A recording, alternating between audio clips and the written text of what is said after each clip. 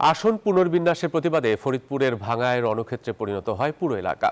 বিক্ষোভকারীরা থানা, উপজেলা পরিষদ সহ বেশ কিছু অফিসে হামলা ও ভাঙচুর চালিয়েছে। অনেক অফিসে আগুন ধরিয়ে দেওয়া হয়, ভাঙচুর করা হয় বেশ কিছু গাড়িও। সড়কে আগুন জ্বালিয়ে বিক্ষোভ করেন আন্দোলনকারীরা। মহাসড়ক অবরোধ করায় ঢাকা, খুলনা ও ঢাকা বরিশাল রুটে যান চলাচল বন্ধ হয়ে যায়। পরিস্থিতি নিয়ন্ত্রণে আনার চেষ্টা করছে আইন শৃঙ্খলা বাহিনী। এদিকে বাগেরহাটের 4টি সংসদীয় আসন বহাল রাখার দাবিতেও জেলা ও উপজেলায় হরতাল কর্মসূচি পালন করেছে বিক্ষোভকারীরা। সীমানা পুনর্বিন্যাসের প্রতিবাদে ফরিদপুরের ভাঙ্গা থানায় হামলা চালায় বিক্ষোভকারীরা। ভাঙচুর করেন বেশ কয়েকটি গাড়ি। হামলা ও ভাঙচুর চালানো হয় উপজেলা পরিষদে। এক পর্যায়ে সেখানে আগুন ধরিয়ে দেওয়া হয়। সেখানে কয়েকজন সাংবাদিকের উপরও চড়াও হন বিক্ষোভকারীরা। আমি যদি একটা লোক হয়ে আমার যদি ন্যায্য অধিকার থাকে, ন্যায্য দাবি থাকে, সেইটা পূরণে সরকার বাধ্য। এর আগে ঢাকা, খুলনা ও ঢাকা বরিশাল মহাসড়ক অবরোধ করে এলাকাবাসী। সড়কে আগুন ধরিয়ে বিক্ষোভ করেন তারা। গুরুত্বপূর্ণ সড়কে বন্ধ হয়ে যায় যানবাহন চলাচল। আইন শৃঙ্খলা রক্ষাকারী বাহিনী তাদের সরিয়ে দিতে গেলে ধাওয়া করেন বিক্ষোভকারীরা।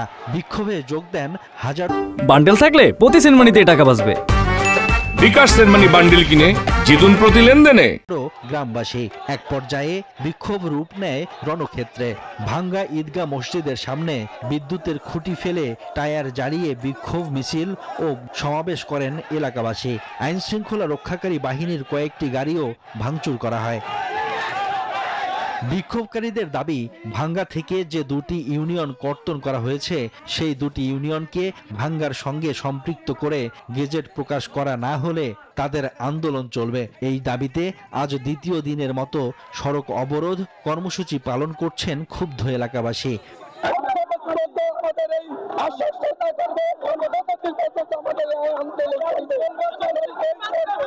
আমরা শান্তিপূর্ণ এই মানববন্ধন রাস্তায় করতেছি, এইটা আমাদের চলমান থাকবে। আইন শৃঙ্খলা পরিস্থিতির অবনতি ঘটানোর অপরাধে ভাঙ্গা থানায় একটি মামলা হয়েছে।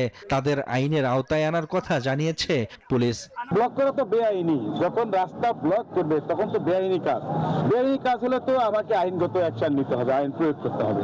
বাগেরহাটের 4টি আসন পুনর্বহালের দাবিতে বিক্ষোভ করেছেন সর্বদলীয় সম্মিলিত কমিটির নেতাকর্মীরা। পাবনা 1 সংসদীয় আসন পুনর্বহালের দাবিতে সকাল সন্ধ্যা হরতাল পালন করেন স্থানীয়রা।